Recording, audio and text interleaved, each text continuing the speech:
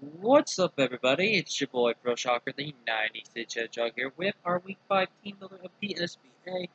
This is kind of a do-or win for us, and it's actually a do-or win for both me and Rick, who is our opponent.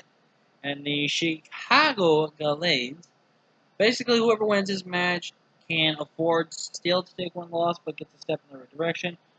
Whoever loses this game has to win out in order to have a slim chance to make playoffs. Whoever loses basically has no way of winning playoffs.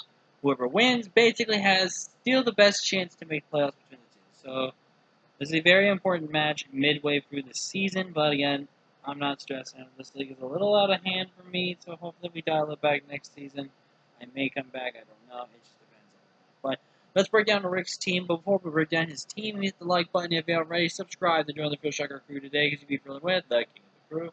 Let's break down Rick's team. For his G-Max Pokemon, he went with Lapras, personal favorite of mine, really good Pokemon.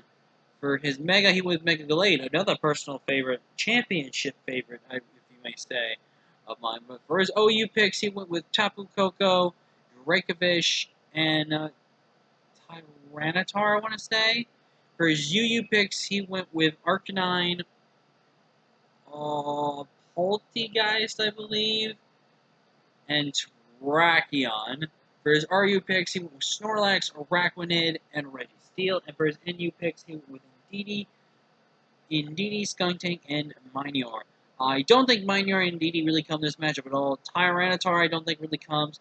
Coco kind of comes, but doesn't do too much versus me.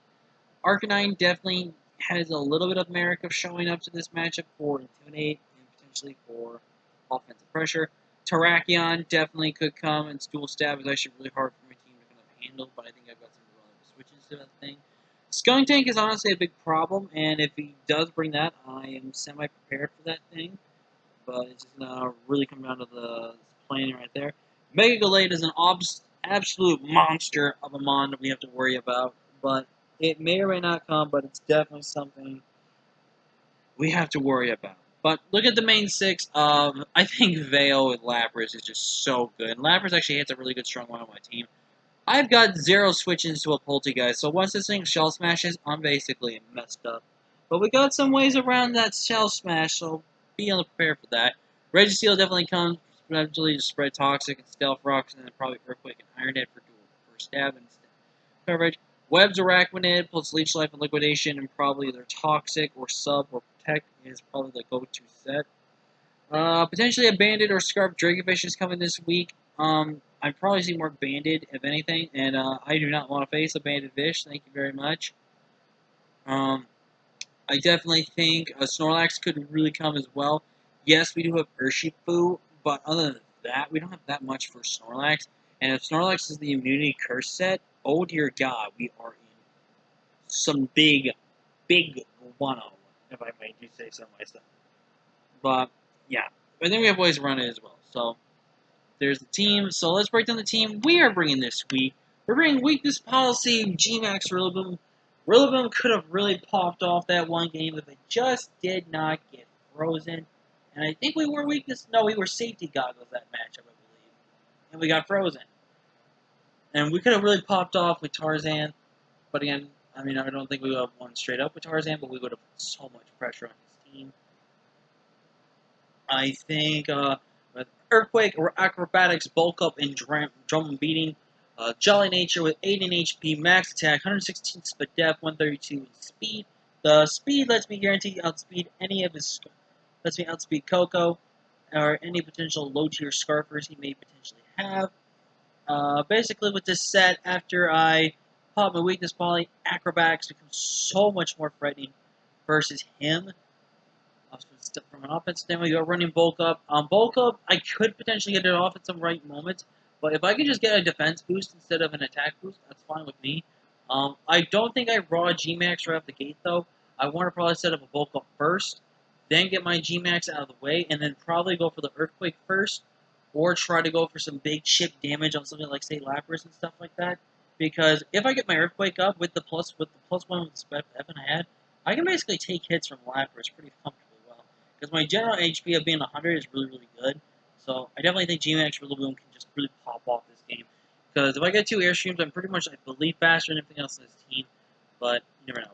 Up next, we're bringing back Wu-Tai, our Urshifu, which may or may not have come a lot and has not really done all that much, but it's been a really interesting mon to try, and definitely something I want to probably look forward to in the future. But this is the week we're finally bringing really offensive Urshifu this week with Bulk Up, Drain Punch, Thunder Punch, and Surging Strikes. 116 HP, max attack out of it with the 140 speed. This speed lets me guarantee outspeed his Poltegeist, because Poltegeist, like I said, is a massive issue versus my team, and I need something to hopefully kill that thing. But basically, Bulk Up is if I get a free Bulk Up on anything, I can Drain Punch, I can Thunder Punch, Surging Strikes, everything. His probably main switching to this thing is Arachnoid, and Arachnoid really just want to take 2 Thunder Punches, and if I get a crit Thunder Punch before he gets off webs, and oh dear God, that's so much good. But yeah, I think I always click Bulk Up in front of anything else, and then I can just click Drain Punch or Thunder Punch or Surging Strikes, depending on what's in front of me as well. Just because I can just do so much chip damage to this entire team that it's pretty ridiculous as well. Up next, we're bringing a very unique Mew set this week. We're bringing Sub. We are bringing a mixed defensive with slightly more Spadef, but with a defense boosted nature, and here's why. 156 HP, 148 in defense with a bold nature, 44 special attack, 4 in speed, and then the 156 in Spadef. Sub, Iron Defense, Psychic, and Defog. I need some way to remove hazards this matchup, including my own if I have to, but I really love the option of just setting up with Mew and then just clicking buttons. Like, Mew kind of just, again, just clicks a button and just says hello. Iron Defense behind Sub, I get free chip damage off on any and everything I want. If that Snorlax is a Curse Recycle set, don't worry about that, buddy.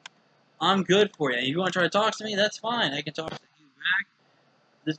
Just in general, Mew is really, really versatile this matchup. It's going to be our defensive defogger this week, though, because, again, my team does limit it from hazards, and people have been noticing I don't bring stuff to remove hazards, so I definitely expect some hazards being brought to me this week, so we have to be prepared for them nonetheless. Another mon was substitute this time, but Calm Mind in Dual Stab, as in this Dual Stab obliterates my opponent. Max HP, Max Fizz, Def 4 in special attack. Really physically defensive this week because we really need the damage output and we really need the bulk for this match. Once I get a sub up and I can get a Calm Mind going, there's not much of his special mon that really do anything. And Registeel really won't get to break my sub. It really doesn't break my sub unless it's got the Seismitosh set, which I think guaranteed to break a sub, but I don't know. But basically, I can get a Calm Mind or 2 up. None of his special mons scare me, and what is the switching to this thing once it's plus 2 special attack? Nothing. That's what I love about Miranda for this matchup. Up next, we're in Vika Shock. We're bringing our own webs this week, so we're forcing either boots or any kind of defensive abilities as well for his team. Max HP 108 in defense with 148 special defense. Calm Nature. We are bringing pretty much exactly mixed defensive with the Spadef boosted nature this week. Sticky Web, Roost, Thunder Wave, and Thunderbolt. Basically, Thunder Wave is my speed control for the game in case I want to cripple some speed tiers. Sticky Webs is really good to set those up really early game if I really want to force him to defog, or see if he wants to pressure me with defog. Roost for longevity is also really good, and just naturally T-Bolt spam is just really good. Again, he does have some ways to stop T-Bolt spam with his Coco, but with Luchaceptive terrain for me, it's actually a little beneficial for me. My special attack is really, really high. I think it's actually higher than Coco, but I'm not sure. And our last Majora this week with Pastel Berry, Trick Room, Will-O-Wisp, Self-Rock, and Shadow Claw.